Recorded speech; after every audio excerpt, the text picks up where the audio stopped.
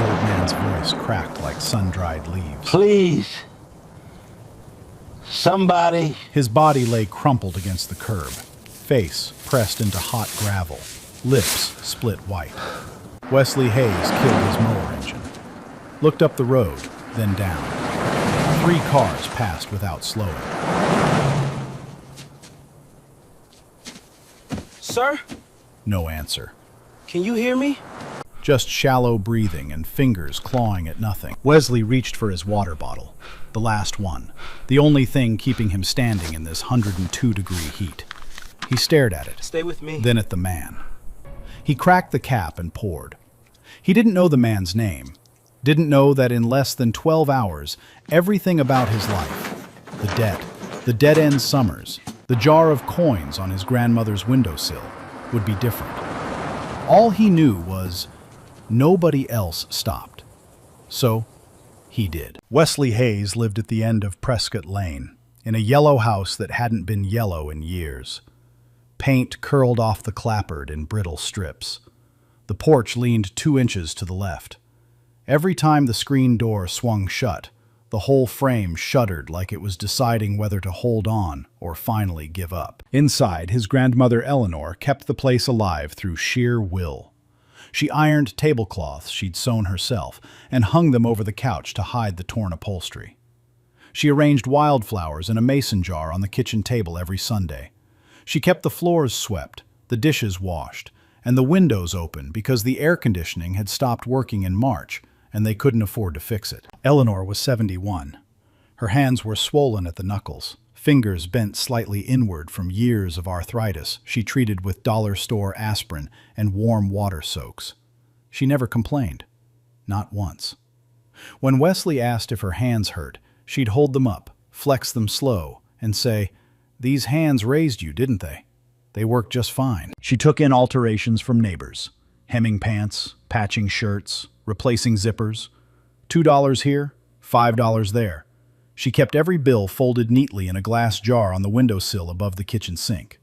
The jar had a piece of masking tape on it, written in Eleanor's careful handwriting, "Wesley's future." That jar was the first thing Wesley saw every morning, and every morning it reminded him how far away that future still was. He graduated from Jefferson High 3 weeks ago, walked across the stage in a borrowed suit, shook the principal's hand, and smiled for the one photo Eleanor could afford to print. 2 days later, a letter arrived from Millsaps College in Jackson. He'd been accepted. Full academic merit, but it only covered tuition. Room, board, books, meal plan, transportation. That was another $6,000 the letter didn't mention. $6,000. Wesley did the math every night before bed. At $35 per lawn, he'd need 172 lawns. In Maple Ridge, Mississippi, a town with 3 churches, 1 gas station, and more stray dogs than streetlights, that might as well have been 1,000. But he got up every morning at 5:30 anyway. Pulled on the same pair of work boots with the sole peeling off the left one. Loaded his push mower, not a riding mower, not a self-propelled one, just a rusted 20-inch blade he'd rebuilt himself from parts he found at the junkyard, into a wheelbarrow and walked it down the road. He mowed lawns, trimmed hedges, pulled weeds, cleaned gutters, hauled mulch. Whatever anybody needed, Wesley showed up and did it. No complaints, no shortcuts. He charged $25 to $40 depending on the yard size, and he never once asked for more than what he quoted. Most of his clients were in the nicer part of town, the houses with 2-car garages and sprinkler systems and pools they used 3 times a summer. The people there were polite enough, some of them. A few left water bottles on the porch for him. A few didn't. And then there was Mrs. Patterson. Clara Patterson lived 4 houses down from Wesley on Prescott Lane. She was 83, white-haired, and moved with a walker that squeaked on every other step. She was the only white woman on the block, and she'd been there longer than anyone. Her husband had died in 2006. Her children lived in Atlanta and called on holidays. She spent most days on her porch, watching the street, waving at anyone who passed. Every time Wesley walked by with his mower, she called him over. "Wesley, come sit a minute. I made lemonade." She never let him leave without a glass, sometimes 2. She'd ask about his grandmother, about school, about what he wanted to study. And she'd listen, really listen, leaning forward with her good ear turned toward him. "You're going to do something special," she told him once. "I can feel it in my bones. And my bones don't lie. They just ache." Wesley laughed. He didn't believe her, but he liked hearing it.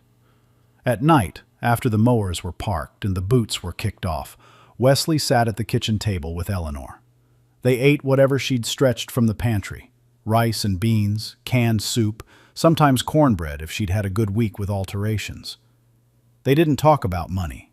They didn't need to. The jar on the windowsill said everything. Some nights, after Eleanor went to bed, Wesley took the acceptance letter out of the drawer and read it again. He ran his thumb over the college seal. He read the words, "We are pleased to inform you," and felt something twist in his chest, a feeling caught somewhere between hope and heartbreak. He'd fold it back up, put it away, set his alarm for 5:30. But that summer, the summer of the worst heat wave Maple Ridge had seen in 40 years, was about to crack open in a way Wesley Hayes could never have imagined. The heat came like a punishment. By the second week of July, the National Weather Service had issued a heat advisory for Jefferson County for the 5th straight day. Temperatures hit 102 by noon, 106 by 2 o'clock. The asphalt on Route 12 softened enough to leave shoe prints. Dogs lay flat under porches and didn't move. The one gas station in Maple Ridge ran out of ice by 9 in the morning. Most people stayed inside. Wesley couldn't. He had 3 lawns booked that Thursday. 3 lawns meant $105, and his deadline was closing in. Millsaps needed the deposit by August 1st, 23 days. The jar on the windowsill held $412. He was still $5,588 short. Every lawn mattered. Eleanor stood at the door that morning, arms crossed. "Wesley, the radio says stay indoors." "I'll be fine, Grandma. I got water." He held up 2 bottles. She looked at them like they were bandages on a bullet wound. But she didn't argue. She just pressed her hand against his cheek, her swollen, crooked fingers cool against his skin, and said, "You come home before dark. You hear me?" "Yes, ma'am." He started at the Collins house on Birch Street. Easy yard. Small, flat, no hedges. Took him 40 minutes. Mrs. Collins left $25 in an envelope on the mailbox and a frozen water bottle beside it. Wesley drank half and saved the rest. The second house was different. The Whitfield property sat on a half-acre lot at the edge of town, where the lawns got bigger and the fences got taller. Karen Whitfield had called him 2 days ago, voice clipped, instructions precise.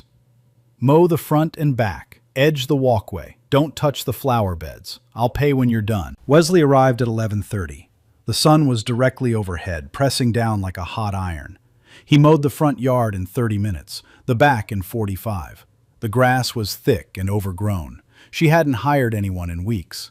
His shirt was soaked through. His vision blurred twice. He finished the edging on his hands and knees, trimming along the stone path with manual shears, because his trimmer had died last week. When he knocked on the back door, Karen Whitfield opened it, with the chains still on. A wall of air conditioning hit his face through the gap. Cool, clean, almost sweet. "Done?" she said. "Yes, ma'am. Front, back, and the walkway." She looked past him at the yard, nodded once. Then she pulled 2 $20 bills from her pocket and dropped them on the doorstep. Not handed. Dropped, like she was feeding a stray. Wesley bent down and picked them up. "Could I trouble you for a glass of water, ma'am? It's real hot out and There's a hose on the side of the house." The door closed.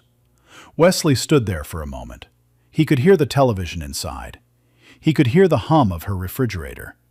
He looked at the garden hose coiled against the brick and thought about it. Then he decided against it. He'd seen a sign on the Whitfield fence once. "No trespassing. Violators prosecuted."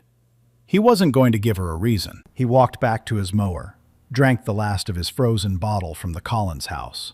That left one bottle of water for the walk to the third house on Oakdale Road, a mile and a half through open road with no shade and no sidewalk.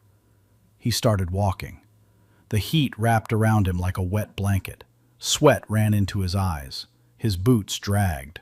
The mower wheel squeaked with every rotation, a high, thin sound that became the only noise on the empty road. And then he saw him, a man, old, white hair matted against his forehead, lying on his side in the gravel shoulder about 30 yards ahead, one arm stretched out, the other folded under his chest, not moving. Wesley slowed. A blue sedan passed, didn't stop. A pickup truck didn't stop. A minivan with a family inside. The kids pressed their faces to the window, staring. The driver sped up. Wesley left his mower on the road and ran. The man's face was the color of raw brick, flushed deep red, skin dry to the touch. No sweat. That was the part that scared Wesley most. He'd learned in health class, when someone stops sweating in extreme heat, it means the body has given up trying to cool itself. It means organ failure is next. The old man's lips moved. No sound came out. His fingers scratched weakly at the gravel, reaching for something that wasn't there. Wesley dropped to his knees. He pulled out his last bottle of water, the only one he had left, the one between him and the mile walk home in 106-degree heat. He didn't hesitate. Wesley's knees hit the gravel hard. He didn't feel it. He pressed 2 fingers against the old man's neck.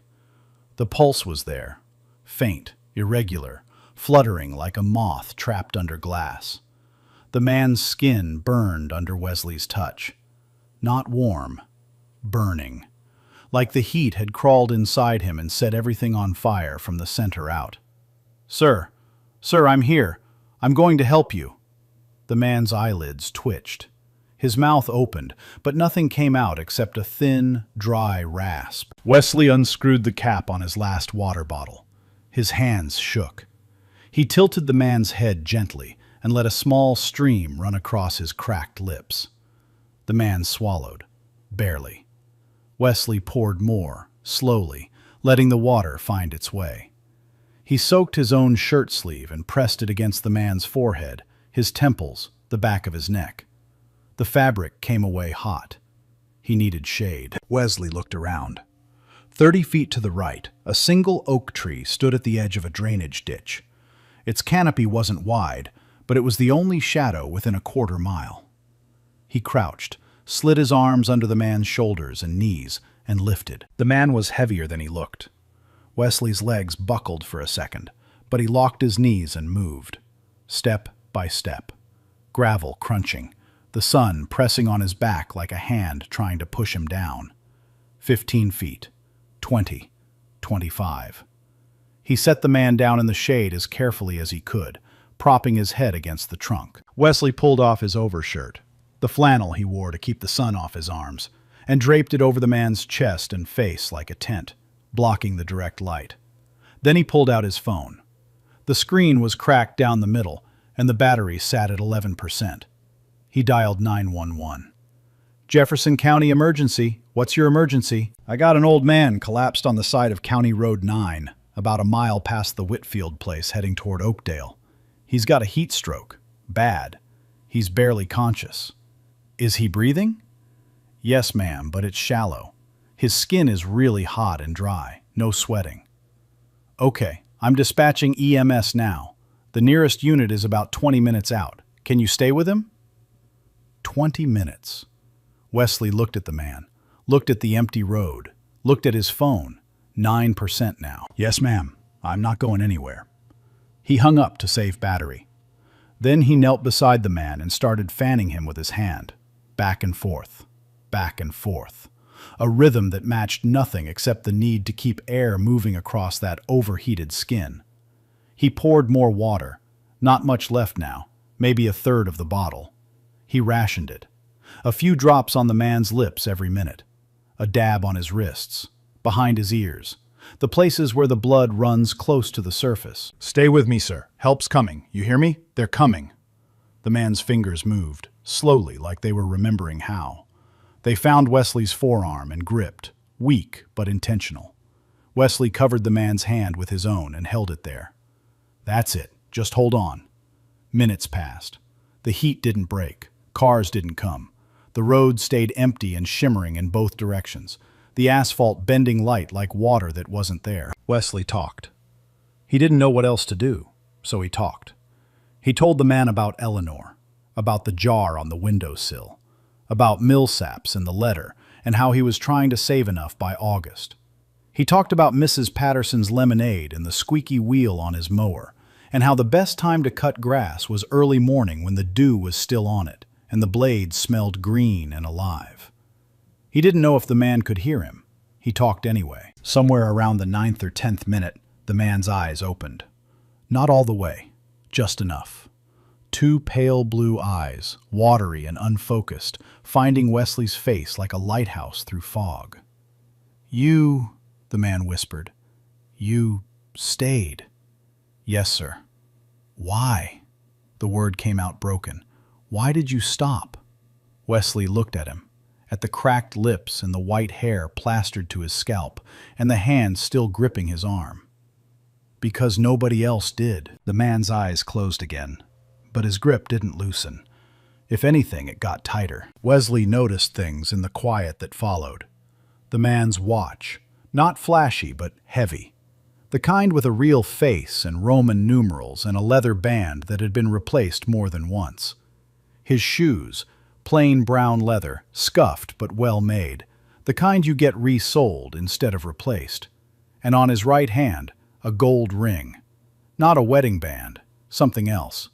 A signet ring with a letter engraved on its face, a cursive B, and beneath it, the outline of a bird in flight. Wesley didn't think much of it then. He was too busy counting the man's breaths. At 19 minutes, the ambulance appeared around the bend, red and white lights cutting through the heat haze. Two paramedics jumped out before the vehicle fully stopped. "How long has he been down?" the first one asked, kneeling beside the man with a thermometer and blood pressure cuff. "I found him maybe 20 minutes ago. He was on the gravel shoulder, face down. No sweating. I gave him water and moved him into shade." The paramedic looked at Wesley, then at the wet shirt draped over the man, then at the near-empty water bottle on the ground. "You did exactly the right thing," she said. "His core temperature is 104.2. Another 10 minutes without intervention, and we'd be looking at organ failure. Maybe worse." Maybe worse. Wesley didn't need her to explain what that meant. They loaded the man onto a stretcher. An IV went in. Cool packs went under his arms and behind his neck. As they lifted him into the ambulance, the man's eyes opened one more time.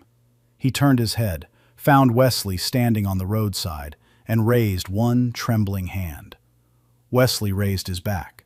The doors closed. The ambulance pulled away, and Wesley stood there alone on County Road 9. No water, no shade. His mower still sitting in the middle of the road 100 yards back, with a mile and a half of open heat between him and home. He picked up the empty bottle, looked at it, crushed it in his fist. Then he walked back to get his mower. Wesley never made it to the third house. By the time he pushed his mower back down County Road 9, the sun had shifted past 3 o'clock, and the client on Oakdale Road had already called someone else. No answer when Wesley knocked. Just a note taped to the mailbox. "Found another guy. Don't bother coming back. $35 gone." Wesley folded the note, put it in his pocket, and started the long walk home. He got back to Prescott Lane just before 5. His lips were dry. His head pounded in a dull, thick rhythm behind his eyes. Eleanor met him at the door with a glass of water and a look that said she already knew something was wrong. "You're sunburned," she said, touching his forehead. "I'm fine, Grandma. Just a long day." He didn't tell her about the man on the road. Didn't mention the 911 call or the ambulance or the empty water bottle. He sat at the kitchen table, drank 3 glasses of water, and ate the plate of rice and black-eyed peas she'd kept warm on the stove. When she asked about work, he said, "Got 2 out of 3 done, lost the last one." That was all. Eleanor didn't push. She never did. She just squeezed his shoulder as she passed and said, "Tomorrow's another day, baby." Wesley showered with cold water, the only kind they had, and lay on his bed with the window open. The fan turned in slow circles above him, barely stirring the heat. He stared at the ceiling and did the math again. $452 in the jar now, counting today's 40. 5,548 to go. 22 days left. He closed his eyes. Sleep came fast. What he didn't know, what he couldn't have known, was that 3 miles away, in a hospital room at Jefferson County Medical Center, a man named Richard was sitting upright in bed, fully conscious, an IV drip in his left arm and his phone in his right hand. Richard had been awake for 2 hours. The doctors told him he'd had severe heat stroke. Core temperature, 104.2 on arrival. They told him about the young man who'd found him, who'd given him water, carried him to shade, called the paramedics, and stayed with him until the ambulance came. "He saved your life," the attending physician said. "Plain and simple. Another 10 minutes and this would be a different conversation." Richard sat with that for a long time. He remembered fragments. The gravel against his cheek, the sound of a voice saying, "Stay with me." Water on his lips. Warm, but it felt like mercy. And a hand, a young hand, calloused and strong, holding his arm like an anchor. He remembered the question he'd asked. "Why did you stop?" And the answer, "Because nobody else did." Richard picked up his phone and made a call. "Catherine, I need you to do something for me tonight. Not tomorrow. Tonight." The voice on the other end paused. "Richard, you're in a hospital bed. The doctors said—" "I know what the doctors said. I need an address. The boy's name is Wesley. He lives on Prescott Lane in Maple Ridge. I need you to find his full name, his family situation, and whether he's enrolled or planning to enroll in any college. And Catherine, I need it before morning." "What happened?" Richard looked at his right hand. The signet ring with the cursive B and the bird in flight. He turned it slowly with his thumb. "Someone reminded me why I started the foundation in the first place." Outside Wesley's window, the night was still and thick with heat. Somewhere down the block, a dog barked twice and went quiet. At the far end of Prescott Lane, beneath the single working streetlight, a dark sedan sat parked with its engine off. Wesley slept. He dreamed about nothing. The morning was coming. Wesley woke at 5:15. Not from his alarm, from knocking. Not on the front door, on the screen door. Light, careful knocks, the kind meant to reach someone without waking the whole street. He sat up. The air was already warm.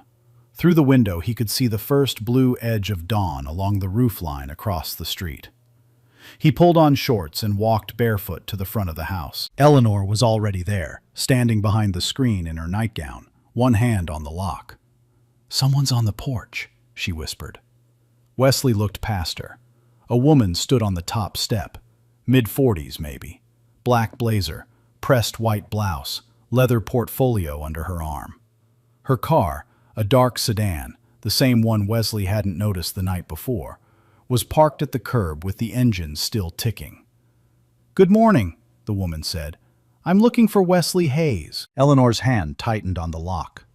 In Maple Ridge, strangers in blazers at dawn meant one of three things: debt collectors, social services, or trouble. "What's this about?" Eleanor asked. Her voice was steady, but Wesley could see her knuckles turning white. "My name is Catherine Ashford. I work with the Bennett Education Foundation."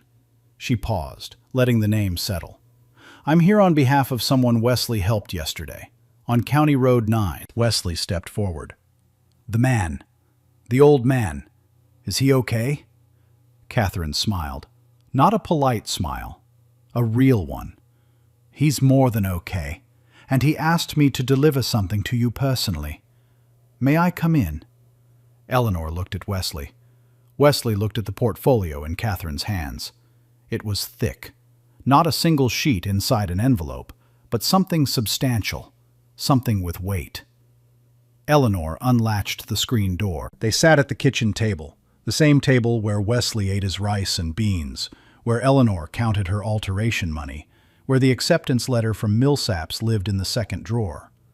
Catherine placed the portfolio on the table and opened it, but before she pulled anything out, she looked at Wesley. "Before I show you this, I need to ask. Yesterday, when you stopped for that man on the road, did you know who he was? No, ma'am. Did he tell you his name? He said Richard. That's all.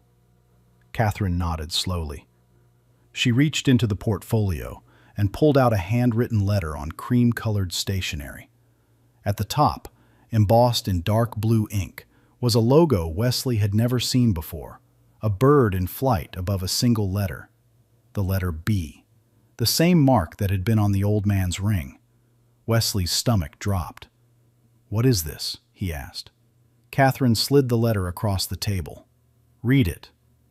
Wesley picked up the letter. The paper was thick between his fingers, heavier than anything he'd ever held that wasn't a textbook. The handwriting was careful, slightly slanted to the right, written in blue ink with a fountain pen. He read it aloud, not because Catherine asked him to, but because Eleanor was sitting beside him, and her reading glasses were upstairs, and he could feel her leaning in. "Dear Wesley, my name is Richard Bennett. Yesterday afternoon, you found me on the side of County Road 9. I had collapsed from heat stroke while walking through your neighborhood. You gave me your water. You carried me to shade. You called for help. And you stayed with me until it arrived. The doctors told me that without your intervention, I likely would not have survived. I want you to understand something. I was not in Maple Ridge by accident." Wesley stopped reading. He looked at Catherine. She nodded once. "Keep going. For the past 30 years, I have led the Bennett Education Foundation. We have provided full scholarships to over 2,000 young people across Mississippi, Alabama, and Louisiana. We build libraries, fund tutoring centers, and support families who are doing everything right but cannot cross the last financial barrier to higher education. I was in Maple Ridge that day because my team had identified your community as a candidate for our next library project. I wanted to see it for myself. Not from a car window, not through a report, but on foot. I wanted to walk the streets and understand the place before we committed resources to it. What I found instead was you." Eleanor's hand found Wesley's arm under the table. She squeezed. He kept reading. "Wesley, I've spent 3 decades looking for a specific kind of person. Not the smartest, not the most accomplished, not the one with the best resume or the most impressive references. I look for the person who does the right thing when no one is watching. The person who gives away the last thing they have, not because they expect something in return, but because someone else needs it more. In 30 years, across thousands of applicants and hundreds of interviews, I have never seen it demonstrated more clearly than what you did yesterday on that empty road. You had every reason to keep walking. You were exhausted. You were dehydrated. You had work to finish and money to earn. And you stopped anyway. You gave a stranger, an old white man you'd never met, your last bottle of water. You carried me. You stayed. You didn't do it for a reward. You did it because of who you are." Wesley's voice cracked. He cleared his throat and kept going, but the words were getting harder to say. "I would like to offer you the following: a full scholarship to Millsaps College, tuition, room, board, books, meals, and transportation for 4 years. This is funded entirely through the Bennett Education Foundation and requires nothing from you or your family except your continued commitment to your education and your community." Eleanor made a sound. It wasn't a word. It was something between a gasp and a breath held too long, released all at once. Her hand came up to her mouth. Her eyes filled. Wesley couldn't speak. He stared at the letter, the words blurred. He blinked, and a drop fell on the cream-colored paper, darkening a small circle next to the word scholarship. Catherine reached across the table and placed a second document beside the letter. It was printed on foundation letterhead, formal, with signatures and a raised seal. "This is the official award letter," she said. 4 years, full ride, everything covered. Richard signed it himself last night from his hospital bed." Wesley shook his head, not in refusal, in disbelief, like the motion could shake the moment into making sense. I can't, There's more," Catherine said. She pulled a third document from the portfolio, a site proposal, architectural sketches, a map of Maple Ridge with a lot circled in red, the empty plot on the corner of Prescott Lane and Elm Street, 2 blocks from Wesley's house. Richard has approved the construction of a community library and learning center in Maple Ridge, ground-level computer lab, children's reading room, after-school tutoring space, and a summer jobs program for local teens. Construction begins in the fall. Eleanor stood up from the table. She didn't say anything. She walked to the windowsill, picked up the glass jar, the one with the masking tape that read Wesley's future, and held it against her chest with both hands. Her shoulders shook. She stood there with her back to them, holding that jar like it was the last piece of a prayer she'd been whispering for 18 years. Wesley watched his grandmother. He watched her swollen fingers wrapped around the glass. He watched the morning light catch the coins and crumpled bills inside. $452 that had taken all summer to save. He stood up, walked to her, put his arms around her from behind, and pressed his forehead against the back of her head. "We did it, Grandma," he whispered. She turned around, held his face in her crooked hands, looked at him the way she had the day he was born, like everything she'd ever sacrificed had just been justified in a single moment. "No, baby," she said. "You did." Catherine sat quietly at the table. She'd done this before, delivered letters, watched lives change in kitchen light. But something about this one held her still. She didn't reach for her phone. She didn't check the time. She just let the moment be. Outside, the sun was climbing over Maple Ridge. It was going to be another hot day. But inside the yellow house on Prescott Lane, something had shifted. Something permanent.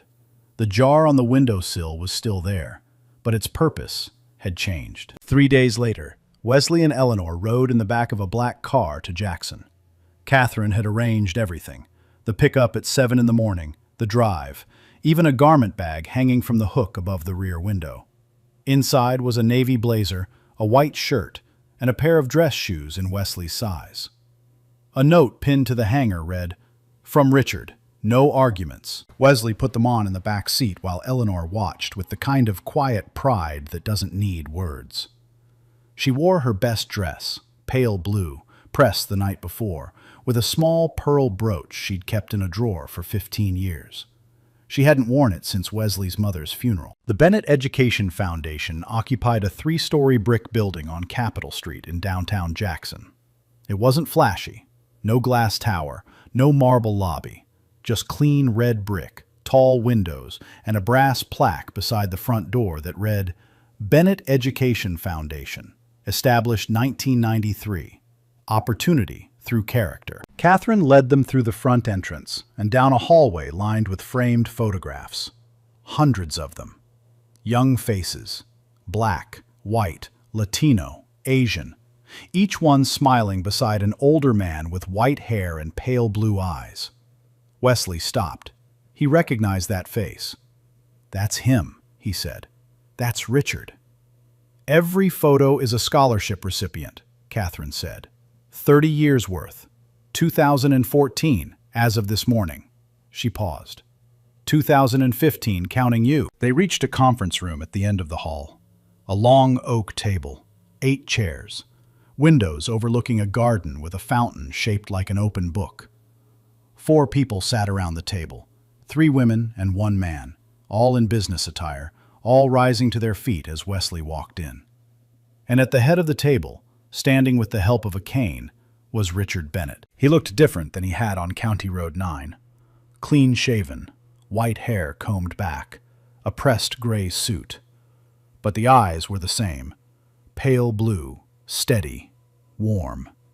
And on his right hand, the gold signet ring with the bird and the letter B. "Wesley Hayes," Richard said.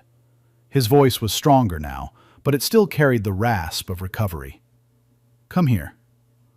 Wesley walked to him. Richard extended his hand. Wesley shook it. Then Richard pulled him into a hug. Brief, firm, the kind a grandfather gives. "Thank you," Richard said quietly. "I don't say that lightly." He turned to Eleanor, took her hand, and bowed his head slightly.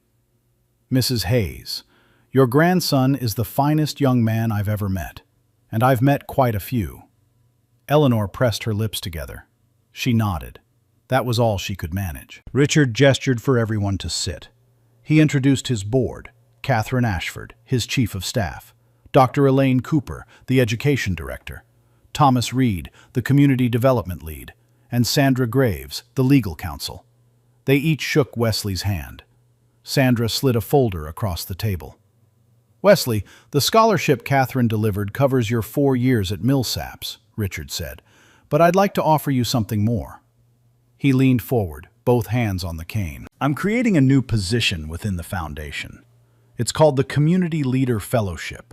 1 fellow per year. Full mentorship from my senior team. A paid summer internship each year you're in school. And when you graduate, a guaranteed role in our community development division, if you want it. Wesley stared at the folder. He opened it. Inside were documents, timelines, a job description, a mentorship schedule. His name was already printed at the top. You'd be the first, Richard said. The first Community Leader Fellow. I've been thinking about this program for years. I just hadn't found the right person to build it around. Why me? Wesley asked. His voice was barely above a whisper. Richard leaned back in his chair. He was quiet for a moment. The room waited. When I was 11 years old, he began, I lived in a trailer outside of Hattiesburg. My father worked at a sawmill. My mother cleaned houses. We didn't have much. One winter, our pipes froze and burst, flooded everything. We lost clothes, furniture, whatever food we had in the pantry.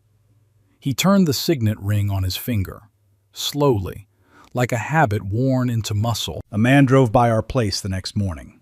He didn't know us. We didn't know him. He saw my mother standing in the yard, crying, holding a trash bag full of wet blankets. He stopped his truck, got out, and spent the next 6 hours helping my father fix the pipes. He brought food from his own kitchen, gave my mother his wife's winter coat, and when my father tried to pay him, he said, Richard paused. His eyes were bright. He said, You don't owe me anything. Just do the same for someone else one day. The room was silent. I never saw that man again. I don't know his name, but I've spent the last 30 years trying to keep the promise I made to myself that morning in Hattiesburg. Every scholarship, every library, every dollar this foundation has ever given, it all started with a stranger who stopped when nobody else would. He looked at Wesley. Sound familiar? Wesley couldn't answer. He pressed his palms flat against the table to keep his hands from shaking. Eleanor sat beside him, tears running down her face in 2 clean lines, her hands folded in her lap, the pearl brooch catching the light from the window. Richard smiled. So, do we have a deal, Mr. Hayes? Wesley looked at his grandmother. She nodded. Yes, sir, Wesley said. We have a deal. The story broke 3 weeks later. It started small, a post on the Jefferson County Gazette's website. Local teen saves foundation leader's life, earns full scholarship. The article ran with a photo of Wesley and Richard shaking hands in front of the foundation building. It got 12 shares by noon, 200 by evening. By the next morning, it had been picked up by the Jackson Clarion Ledger, then the Memphis Commercial Appeal, then a national wire service. Within a week, the story was everywhere. A reporter from a Jackson TV station drove to Maple Ridge and knocked on Eleanor's door. She let them in. She showed them the jar on the windowsill. She showed them the acceptance letter.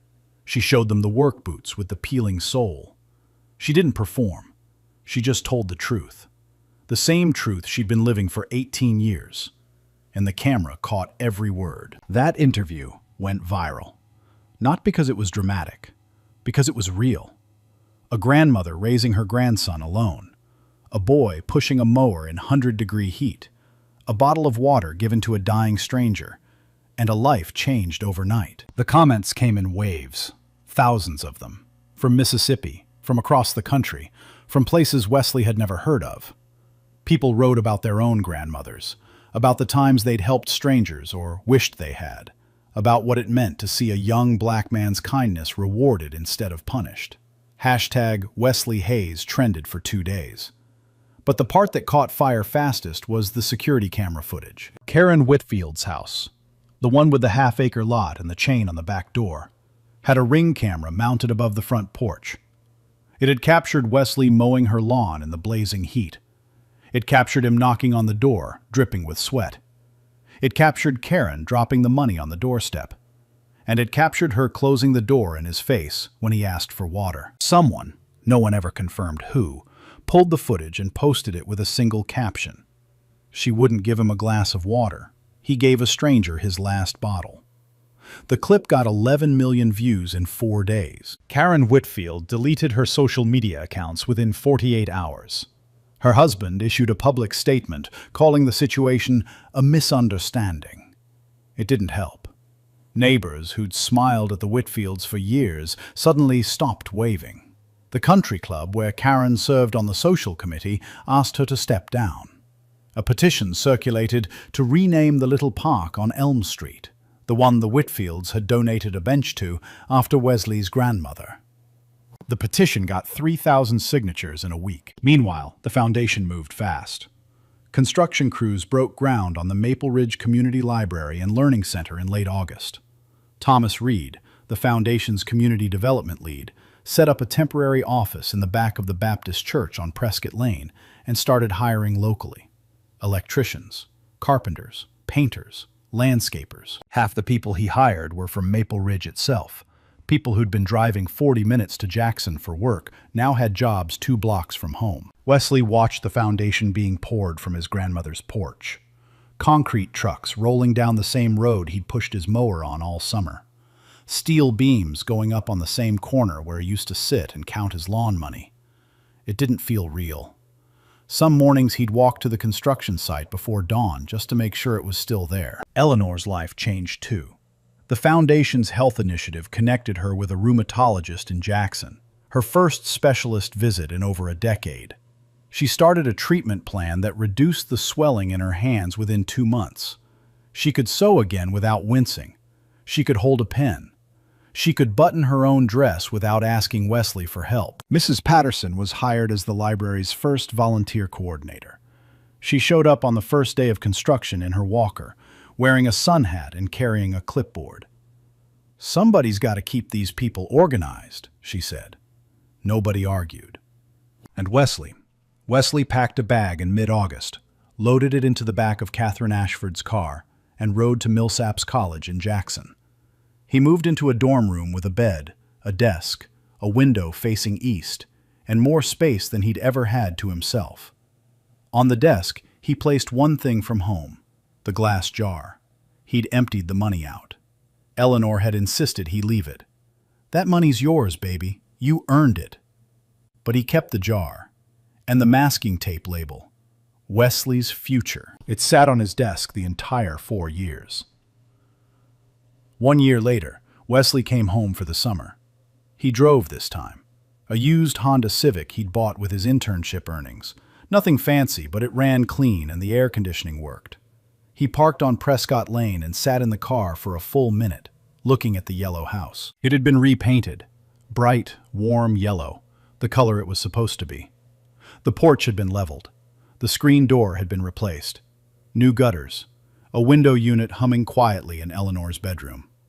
The foundation's community repair program had taken care of it in the fall, along with 6 other houses on the block. Eleanor was on the porch waiting for him. She always knew when he was coming, even when he didn't call ahead. She stood up from her chair, no wince, no gripping the armrest, and walked down the steps to meet him. Her hands were still bent. They'd always be bent, but they moved easier now. She held his face the way she always did, palms against his cheeks, and looked at him like she was checking that all the parts were still there. "You got taller," she said. "No, I didn't, Grandma." "You get taller," he laughed. She pulled him inside. The jar was still on the windowsill, empty now, but still there, still labeled. Eleanor had put a small wildflower in it, a purple one from the garden Mrs. Patterson helped her plant in the spring. After lunch, Wesley walked to the library. The Maple Ridge Community Library and Learning Center stood on the corner of Prescott Lane and Elm Street, right where Thomas Reed had circled the map in red. 2 stories, Red brick to match the town, wide glass doors, a children's reading room on the ground floor with beanbag chairs and murals painted by local kids, a computer lab upstairs, a tutoring center in the back, and on the front wall, carved into a limestone block above the entrance, built on kindness, open to all. Mrs. Patterson was inside, sitting behind the welcome desk with her clipboard and her walker parked beside her. She waved him over. "Wesley Hayes, you get over here and tell me everything about that college." He sat with her for an hour. On his way out, he passed the water fountain near the entrance. A teenage boy, 14, maybe 15, was filling up a plastic bottle. He wore work boots and a sweat-stained shirt. A push mower was parked outside the glass doors. The boy looked up at Wesley, nodded. Wesley nodded back. He walked out into the summer heat. The sun was high and white over Maple Ridge.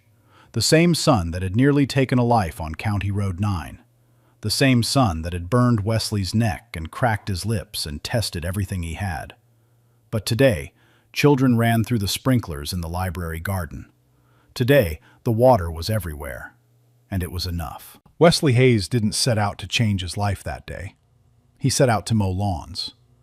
2 bottles of water, a busted trimmer, a deadline he couldn't afford to miss. But when he saw a stranger lying in the dirt, someone he owed nothing to, he made a choice. He gave away the last thing he had. Not because someone was watching, not because he expected anything back, because it was the right thing to do. And that one choice, one bottle of water on the hottest day of the year, opened a door he didn't even know existed. Sometimes the smallest thing you give away becomes the biggest thing that comes back. So here's my question. What's the smallest act of kindness that changed your life? Drop it in the comments. I want to hear your story. If this one moved you, share it with someone who needs it today. Hit like, subscribe, and I'll see you in the next one.